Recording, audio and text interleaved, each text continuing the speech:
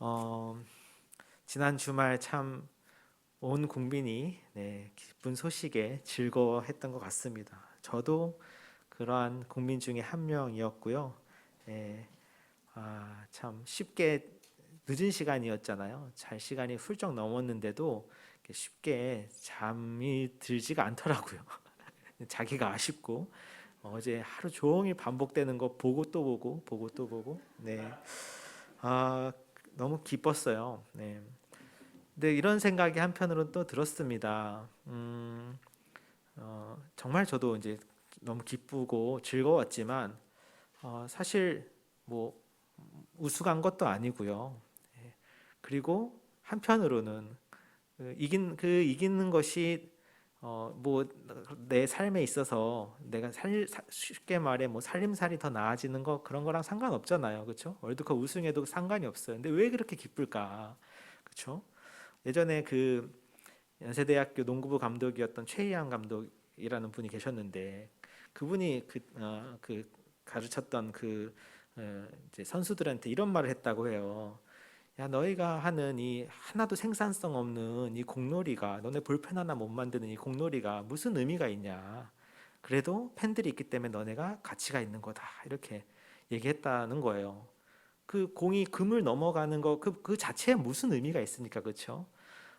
그럼에도 불구하고 그 승리의 소식에 모든 사람들이 기뻐하고 즐거워하는 것을 보면서 동시에 그렇다고 한다면 정말 우리가 결코 이길 수 없는 사망의 권세를 이기신 예수님의 승리의 소식, 이것은 얼마나 더 기쁘고 얼마나 더 전해져야 되고 반복되어야 되는 것일까라는 것을 참 많이 느꼈던 것 같아요. 예, 이겼으면 끝난 거잖아요. 또 볼 필요 있습니까? 그래도 계속 보게 되잖아요. 우리가 전하는 이 복음이 그렇다는 생각이 참 많이 들었습니다. 이런 승리의 소식보다 못한 소식이 되어서도 안 되겠다는 생각을 많이 했어요. 특별히 오늘 우리가 이 말씀 보면서 이 놀라운 이 승리의 소식을 다시 한번 우리가 보고 또 보는 시간이 되기를 바랍니다. 자, 우리 19절과 20절 말씀 먼저 한번 같이 읽어봅니다. 19절과 20절 말씀 시작. 이날 곧 안식 후 첫날 저녁 때에 제자들이 유대인들을 두려워하여 모인 곳에 문들을 닫았더니 예수께서 오사 가운데 서서 이르시되 너희에게 평강이 있을지어다. 이 말씀을 하시고 손과 옆구리를 보이시니 제자들이 주를 보고 기뻐하더라. 아멘. 자, 우리가 지난주에 이어서 오늘도 살아나신 예수님을 만나는 우리 장면을 보게 되겠습니다. 우리 지난주 일에 봤던 본문에서는 먼저 예수님이 막달라 마리아에게 나타나셨었고요. 그녀에게 이 사실을 전하라고 이제 사명을 부으시는 것을 보았습니다.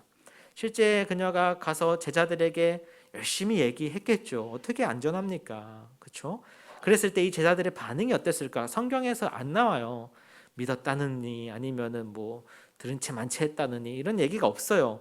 그런데 오늘 본문에서 봤을 때 그녀의 이야기를 듣고 그 즉시 정말 만났냐고, 정말 살아나셨다 이렇게 기쁘게 반응한 것 같지가 않아요.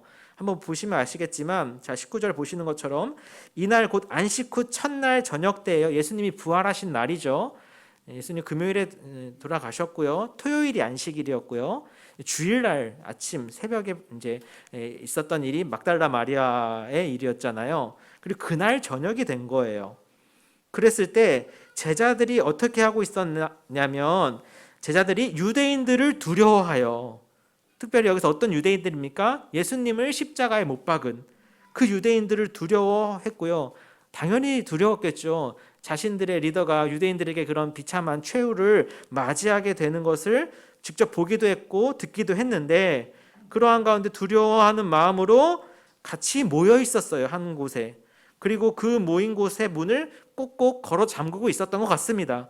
근데 참 신기하게도 예수님의 부활하신 몸은 우리와는 좀 다른 측면이 있었던 것 같아요. 우리가 자세히 이해하거나 설명하기는 어렵지만 그런 곳에 예수님이 오셔서 가운데 서시죠. 얼마나 놀랐겠습니까?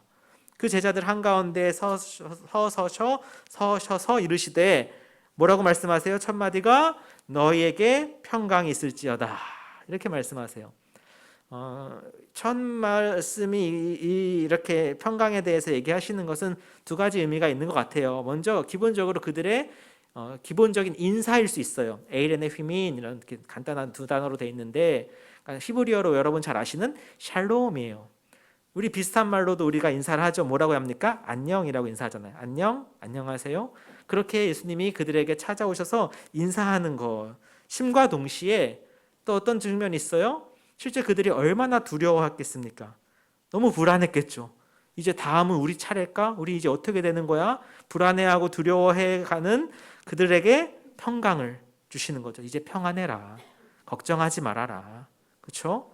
왜요? 예수님이 다시 살아나셨으니까. 그리고 그들 앞에 이렇게 나타나셨으니까.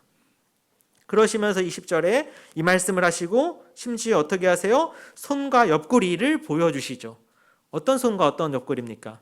십자가에 못 박히셨던 손이고요. 창으로 찔리셨던 옆구리죠. 그러니까 이게 어떤 부활하신 몸인지, 그러니까 분명한 부활의 몸이 있으신데 또 그 손자국, 그러니까 못자국과 창자국도 다 나 있는 그런 몸이었던 것 같아요.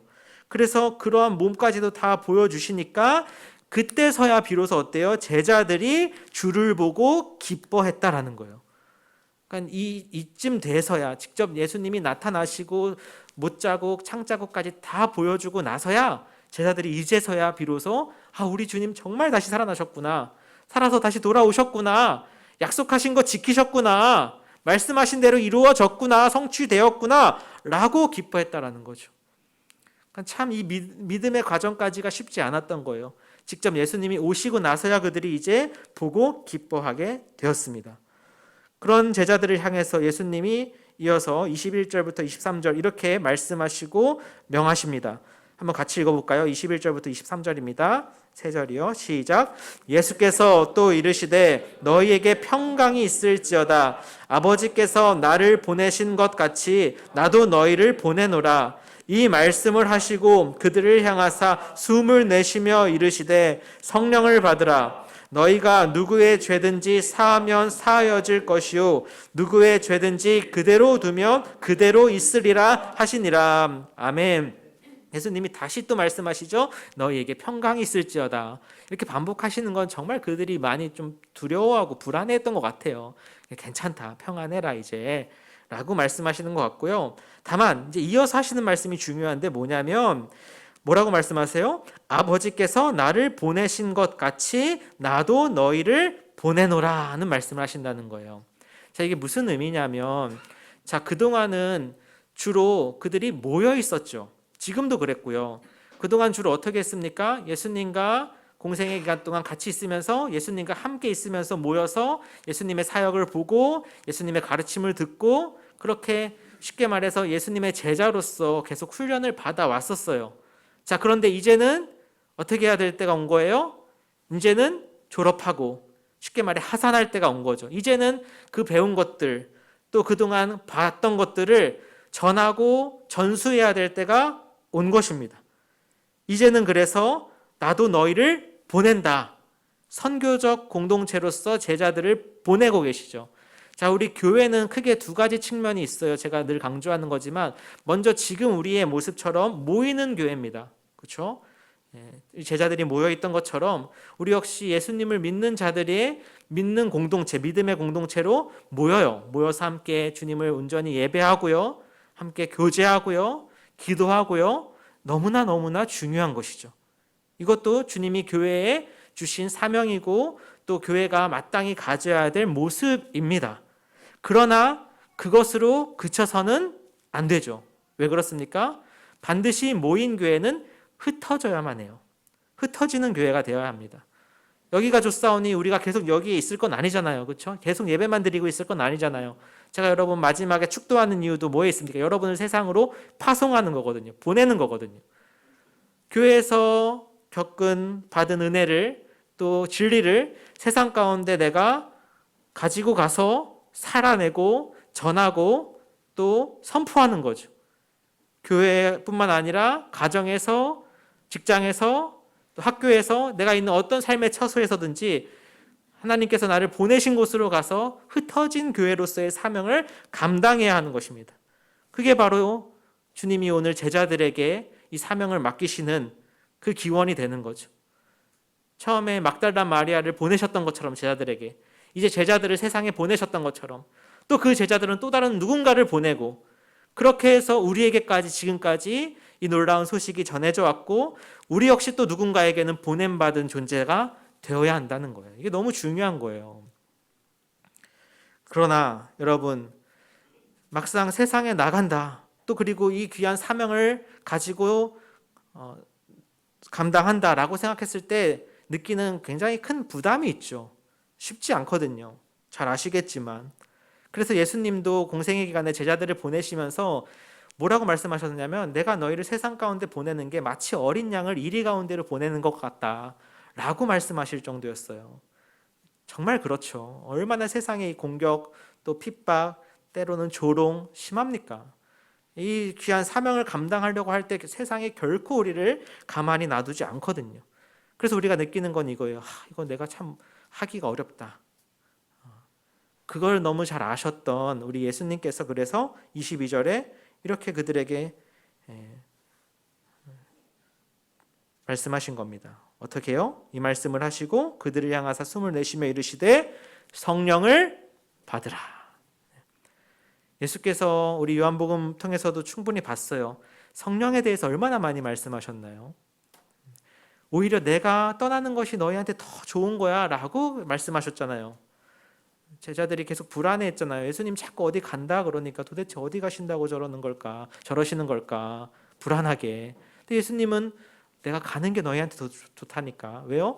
그때 내가 성령을 아버지께 구하여 너희에게 보내주실 것이고, 그가 오셔서 내가 너희에게 가르쳐준 진리를 깨닫게 하실 것이고, 모든 진리 가운데로 인도하실 것이고, 그가 또 다른 보혜사가 너희에게 되어주실 것이고, 여러모로 예수님이 그냥 사람의 몸으로 그들과 같이 있는 것보다 평생 그렇게 있을 수도 없거니와 성령으로 영으로서 그들과 함께 영원히 계시는 게 훨씬 더 좋은 것이었어요. 그래서 그렇게 강조하셨고 가르치셨고, 그 약속이 예수님이 살아나신 것뿐만 아니라 성령을 보내주시겠다고 하는 약속이 지금 또한 성취되고 있는 것입니다. 그래서 22절에서 그 성령을 받으라고 하실 때 그 표현되는 말이 뭐예요? 그들을 향하사 숨을 내쉬며 이르시되. 자, 여기서 숨을 내셨다는 표현을 왜 쓰시는 걸까? 계속 숨을 쉬고 계셨을 텐데, 사실 이 단어는 여기 신약 성경에서는 여기서밖에 안 쓰여서 다른 데서 용례를 찾기가 어려워요. 근데 재밌는 것은 이제 구약 성경은 히브리어로 돼 있어요. 그리고 신약 성경은 헬라어로 돼 있습니다. 물론 일부는 아람어지만, 자, 그랬을 때 구약 성경 히브리어로 돼 있는 구약 성경을 이제 헬라어로 번역한 성경이 있어요. 굉장히 이제 중요한 성경인데 70인경이라는 성경이에요. 왜냐하면은 이제 히브리어를 모르는 사람들도 헬라어로 구약 성경을 볼 수 있도록 하기 위해서 이제 초대 기독교 교회 시대 때 번역이 됐죠. 그런데 거기에는 바로 이 숨을 내쉬다라고 하는 단어가 나와요. 구약 히브리어 신약 다른 데에는 없지만, 그게 언제냐면 창세기에서 나오거든요. 창세기에서 하나님이 사람을 창조하시고 흙으로 만드시잖아요. 어떻게 하세요? 코에다가 생기를 후 하고 불어넣으시니 사람이 생명이 된지라, 이렇게 나온단 말이죠. 그때 코에다가 생기를 불어넣으시는 게 이 숨을 내쉬다 할 때 하는 단어랑 같은 단어예요. 그러면은 무슨 의미가 있을까? 그러니까 여기서 우리의 새 영의 창조가 일어나고 있다라고 볼 수 있을 것 같아요. 그렇죠. 그러니까 처음 하나님이 사람을 창조하실 때 흙으로 지어서 생명을, 육체적인 어떤 생기를 불어넣으셨다면, 여기서는 어떤 것입니까? 그들이 새로운 영, 바로 성령 가운데 거듭나는, 새롭게 되는, 새롭게 태어나는 것을 요한이 우리에게 보여주고 있는 것이다 라고 볼 수 있을 것 같아요. 그만큼 성령이 그들에게 부어지는 이것은 너무나 중요하고 특별한 것이었습니다. 그 결과 제자들이 이후의 삶이 완전히 바뀌는 것을 볼 수 있어요. 물론 이제 이 부분과 여러분 아시는 부분 중에 이제 오순절 성령 강림, 사도행전에 보면 오순절 성령 강림 사건이 있어요. 이 두 사건을 어떻게 조화시켜야 되느냐에 대해서 이제 학문적으로 학자들 사이에는 여러 가지 이제 해석과 방법들이 있습니다. 근데 그거를 제가 뭐 다 자세히 다루진 않을게요. 그러나 결코 부딪히는 갈등을 일으키는 것은 아닙니다. 중요한 것은 예수님께서 말씀하신 대로 성령이 그들에게 주어졌다는 것이고 이후에 제자들의 삶은 놀랍도록 변화되었다는 거예요. 여러분, 예수님의 부활을 증명하는 가장 강력한 증거 중에 하나가 뭐냐면 이 제자들의 태도의 변화예요. 우리가 알다시피 공간복음서에서 봤던 제자들은 쉽게 말해 오합지졸이죠. 자기들끼리 싸우고 시기하고 질투하고 뭐 이랬던 제자들이 사도행전에 가서 성령을 받은 이후에 그 제자들의 모습을 보면 과연 같은 사람인가 싶을 정도로 달라진단 말이에요. 그럼 정말 그들이 살아계신 주님을 직접 만났다는 것 외에는 설명할 수가 없거든요. 왜냐하면 사람은 확실하지 않은 거에 그렇게 인생을 걸지 않아요. 근데 일부 이제 자유주의 신학의 그 계열에서는 그런 식으로 설명하거든요. 오늘날의 관점에서 이 부활을 설명하려고 하다 보니까 제자들이 스스로 그런 예수님의 신화를 만들어냈다 이런 식인 거예요. 예수님은 죽었는데 그들끼리 예수님이 살아난 걸로 하자. 그렇게 해서 우리 이 가르침을 계속 이어가자라고 했다는 게 이제 자유주의 신학에서 설명하는 방법인데 그런 식으로 사람이 변하지 않거든요. 정말 만난 거예요, 그들은. 살아계신 예수님을. 그리고 거기에 인생을 걸게 된 것이고 잘 아시다시피 요한을 제외한 모든 제자들은 그래서 이후에 복음을 전하다, 이 사명을 감당하다 순교하게 되는 것이죠. 그러시면서 23절에서 이러한 권세까지 주셨어요. 너희가 누구의 죄든지 사하면 사하여질 것이요 누구의 죄든지 그대로 두면 그대로 있으리라. 죄사함의 권세가 그들에게 주어지죠. 이것은 어떠한 원리에 의해서 가능합니까? 바로 그들에게 주어진 복음 전파의 사명 때문에 그래요. 그들이 예수님께 보냄을 받아서 이제 이 소식을 전하겠죠. 예수님이 다시 살아나셨다고 하는 부활의 소식과 회개와 심판의 복음을 전파할 때 그 복음을 듣고 믿는 사람에게는 죄사함의 은혜가 주어지고요. 무슨 소리예요? 저는 그거 뭐 말도 안 되는 소리 하지 마세요. 거절하는 사람에게는 뭐예요? 그 죄가 그대로 있게 되는 것이기 때문에 바로 이런 죄사함의 권세가 복음 전파의 사명 가운데 그들에게 주어진 것이죠. 그래서 이 복음 전파가 그들에게 얼마나 또 중요한지를 알 수 있습니다. 다만 그 중요한 시간에 그 자리에 없었던 한 명의 제자가 있어요. 뭘 한 건지 어딜 간 건지 도마라고 하는 한 제자가 나오는데 이 도마의 이야기를 통해서 우리가 믿음이 얼마나 중요한 것인지 다시 한번 보겠습니다. 자, 24절과 25절 두 절도 한번 같이 읽어볼게요. 자, 시작. 12제자 중에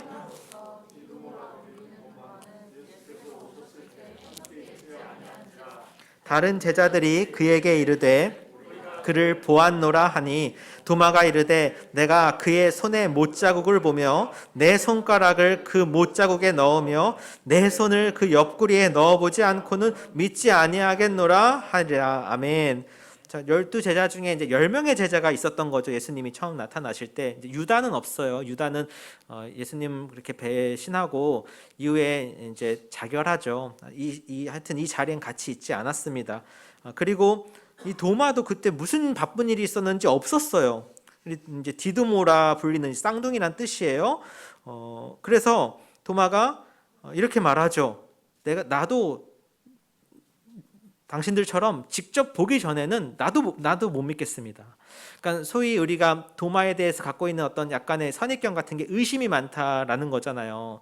실제 의심이 많은 성향이었을까? 그랬을 수도 있고, 다만 저는 이제 도마가 의심이 많은 성향일 수도 있지만 중요한 것은 그가 예수님이 나타나셨을 때 같이 있지 않았다는 사실이 있는 것 같아요. 그러니까 도마든 간에 다른 누구이든 간에 만약에 그 자리에 없었더라면 도마처럼 말하지 않았을까 싶은 거죠. 그게 뭐 바돌로메든 뭐 다데오든 누구든 간에, 그렇죠? 그래서 도마가 오늘 현대인들처럼 정말 굉장히 합리적인 것처럼 보여요. 내가 직접 봐야겠다. 심지어 내가 만져보고 심지어 그 옆구리에 손까지 넣어봐야 내가 믿겠다라고 말할 정도였어요. 재밌는 것은 이 이야기를 그 자리에 없으신 예수님께서, 보이지 않으신 예수님께서 다 듣고 계셨다는 거죠. 그렇죠? 26절과 27절 한번 볼까요? 26절과 27절 시작. 여드레를 지나서 제자들이 다시 집 안에 있을 때에 도마도 함께 있고 문들이 닫혔는데 예수께서 오사 가운데 서서 이르시되 너희에게 평강이 있을지어다 하시고 도마에게 이르시되 내 손가락을 이리 내밀어 내 손을 보고 내 손을 내밀어 내 옆구리에 넣어보라. 그리하여 믿음 없는 자가 되지 말고 믿는 자가 되라. 아멘. 자, 여드레를 지났다는 것은 다시 주일이 되었다는 거예요. 그날 예수님께서 나타나셨던 그 주일이 지나서 8일째니까 그렇죠? 다시 그 주일이 된 거죠. 주일마다 나타나신 거예요. 우리 예배 드리는 것처럼. 그렇죠? 그리고 제자들은 다시 그 집 안에 있을 때였고 이때는 도마도 함께 있었어요. 다행히. 여전히 문들은 닫혀 있는데 예수님이 동일한 방식으로 또 오십니다. 예수께서 오사 또 가운데 서서 이르시되 또 첫마디 너희에게 평강이 있을지어다 인사하시고 말씀하시고 도마에게 이렇게 얘기하시는 거예요. 어떤 얘기예요? 도마가 했던 얘기를 그대로 받아서 말씀하시죠. 그래 내 손가락 그렇죠? 이리 내 손 보고 만져보고 넣어보고 뭐 어떻게 되라고요? 믿음 없는 자가 되지 말고 믿는 자가 되라고요. 그렇게 해야만 너가 믿을 수 있겠니? 좋다. 다 만져보고 다 직접 해보고 믿어라. 그렇게 해서라도 믿는 자가 되라. 강조하시는 거죠. 도마가 어떻게 반응했을까요? 실제로 그럼 제가 실례지만 한번 하고 넣어봤을까요? 그런 것 같진 않아요. 이미 그걸로 충분하잖아요. 그렇잖아요. 그래서 28절 어떻게 반응합니까? 28절 29절 시작. 도마가 대답하여 이르되 나의 주님이시요 나의 하나님이시니이다. 예수께서 이르시되 너는 나를 본고로 믿느냐? 보지 못하고 믿는 자들은 복되도다 하시니라. 아멘. 그렇죠? 도마가 그런 예수님을 보고 그 예수님의 말씀만 듣고도 당연히 이 정도까지 해주셨으면 당연히 믿어야죠. 믿을 수밖에 없죠. 어떻게 합니까? 나의 주님이시요 나의 하나님입니다. 우리 이제 보면은 예수님을 향한 신앙 고백이 나오잖아요. 대표적인 게 이제 베드로의 신앙 고백 같은 거죠. 주는 그리스도시요 살아계신 하나님의 아들입니다. 이런 신앙 고백들이 나오는데 이 도마의 신앙 고백도 굉장히 중요한 신앙 고백이죠. 그렇게 내가 안 만져보고는 못 믿겠다 했던 그 도마가 바로 주님께 나의 주님이시요 나의 하나님이십니다. 믿는 자가 된 거죠. 그 안에 믿음이 생긴 거죠. 그래서 예수님께서 이렇게 대답하세요. 너는 나를 본고로 믿느냐? 이렇게까지 해줘야 믿느냐? 정말 복된 건 뭔지 아세요, 여러분? 보지 못하고 믿는 자들은 복되다는 거예요. 보지 못하고 믿는 자들은. 사실 제자들이야 그 특수한 어떤 성격 때문에 살아나신 예수님을 직접 보고서야 때로는 어떻게 보면 만지고서야 믿게 되었지만 그들을 통해서 믿게 되는 수많은 사람들은 대체로 다 어떻게 믿게 됩니까? 보고서 믿는 것이 아니라 어떻게 해요? 듣고서 믿게 되죠. 듣고서. 실제 예수님을 그들이 봐서 믿는 게 아니죠. 이제 제자들이 이 놀라운 부활하신 주님을 전할 때 그들이 그때마다 예수님을 모시고 다니면서 봐요 진짜 살아나셨잖아요 라고 하는 게 아니라 그렇죠? 살아나셨다고 하는 이 소식을 전하는 거죠. 이 사실을. 그랬을 때 그것을 보지 못했지만 예수님을 직접 보진 못했지만 듣고 믿는 자들이야말로 정말 복되다 하는 거예요. 바로 저와 여러분이 그런 복을 받은 사람들입니다. 이게 진짜 복이에요. 이게 진짜 복이에요. 다른 데서 우리가 찾을 게 없습니다. 듣고 믿어서 지금 우리가 하나님의 자녀가 돼 있고 이렇게 예배드릴 수 있고 나아가 그 소식을 전하기까지 하는 이게 진짜 복인 거죠. 예수님께서도 그것을 진지게 이렇게 말씀하신 거예요. 사랑하는 성도 여러분, 우리가 비록 직접 하나님, 예수님 본 적 없습니다. 그렇죠. 꿈에서 뵀을지 몰라도 우리가 직접 이렇게 도마처럼 뵙고 만진 적 없어요. 그러나 우리가 믿고 있다. 이것은 정말 하나님이 주신 선물이고요. 은혜고요. 이게 진짜 복입니다. 그래서 요한이 30절, 31절에 특별히 이 책을 기록한 목적도 써놨어요. 한번 같이 30절과 31절도 한번 같이 읽어보겠습니다. 시작. 예수께서 제자들 앞에서 이 책에 기록되지 아니한 다른 표적도 많이 행하셨으나 오직 이것을 기록함은 너희로 예수께서 하나님의 아들 그리스도이심을 믿게 하려 함이요 또 너희로 믿고 그 이름을 힘입어 생명을 얻게 하려 함이니라. 아멘. 자, 전에도 말씀드렸지만 예수님께서 일으키신 기적 정말 많다고 합니다. 우리가 요한복음을 봐서도 알겠지만, 근데 그 중에서 몇 가지만 요한이 아주 특별하게 선별해서 기록한 것이고요.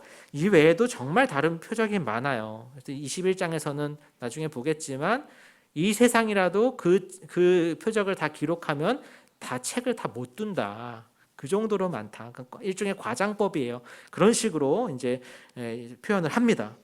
중요한 것은 이거예요. 31절에 오직 이것을 기록함은 이 네 가지의 복음서가 있는데 마태, 마가, 누가, 요한 중에 오직 요한만이 내가 이 책을 왜 썼는지를 기록해놔요. 굉장히 중요한 거예요. 근데 이것은 다른 복음서에도 마찬가지로 적용되는 것입니다. 왜 이걸 썼을까요? 요한이? 첫 번째 두 가지가 이유가 있어요. 첫 번째로 너희로 예수가 하나님의 아들 그리스도이심을 믿게 하려고. 예수님이 그리스도시다, 메시아다, 그토록 우리가 기다려왔던 바로 그 하나님의 아들이다 라는 것을 믿게 하려고 쓴 거예요. 그러니까 이 요한복음을 읽고 가장 바르게 반응하는 독자의 반응, 요구되는 반응은 뭐예요? 바로 예수님을 하나님으로 믿는 거예요. 지금 도마처럼. 그게 첫 번째 목적이에요. 이 책을 쓴 첫 번째 목적. 그리고 뿐만 아니라 두 번째, 그래서 그렇게 믿어서 너희로 믿고 어떻게 하려고요? 그 이름을 힘입어 생명을 얻게 하려고요. 우리 요한복음에서 생명, 영생 나오잖아요. 다 뭐랑 관계되어 있습니까? 우리의 구원이죠. 하나님의 자녀됨이죠. 아주 쉽게 말해서 천국 가는 거예요. 그러니까 두 가지 이유 때문에 썼다는 겁니다. 예수님 믿고 천국 가라고. 이거예요. 그것을 위해서 요한복음이 이 책을 기록했다라는 것입니다. 바로 그 기록 목적에 맞게 저와 여러분이 어떻게 됐어요? 이 성경 가운데 예수가 그리스도이심을 믿게 되었고요. 그리고 그 믿음으로써 하나님의 자녀가 되는 영생을 얻는 은혜를 누리게 되었습니다. 얼마나 감사하고 복입니까? 이거야말로 진짜 좋은 소식 아니에요? 그쵸. 물론 기대돼요. 여전히 지금도. 예, 기대됩니다. 그것도 기대되지만 진짜 좋은 소식은, 더 좋은 소식은 여기 있잖아요. 이거야말로 우리가 평생 곱씹고 되새기고 나누고 또 나누어야 될 소식 아닌가요? 뭔가 좋은 기쁜 소식이 있으면 우리 막 나누고 싶잖아요. 막 이번에도 막 부둥켜 안고 얼싸 안고 막 울고 불고, 예, 뭐 같은 마음이었을 겁니다. 그렇죠? 근데 그보다 더 좋은 소식 앞에서 우리가 어떻게 반응해야겠는가 한번 생각해 보자는 거죠. 이거 너무 좋은 거야. 나 혼자만 알고 있을래. 이게 아니잖아요. 주님께서도 어떻게 하세요? 나도 너희를 보낸다. 성령께서도 함께 하신다. 나눌수록, 전할수록 더 커지고 확실해지는 놀라운 복음이 바로 저와 여러분에게 있는 것입니다. 사랑하는 성도 여러분, 그래서 정말 우리가 받은 이 은혜를 우리만 알고 있을 것이 아니라 내가 있는 그 삶의 터전에서 흘려보내고 전하실 수 있기를 축복합니다. 이번에 특별히 그래서 또 성탄절이 또 주일이잖아요. 그래서 초청 예배도 지금 준비하고 있고 이런 기회들을 잘 활용해 보세요. 저도 그때 정말 이 사람들의 마음이 많이 열린 이때에 이 놀라운 소식을 그들에게 전하기를 원하고 함께 이 영생을 얻는 은혜가 있기를 주님의 이름으로 축복합니다. 아멘.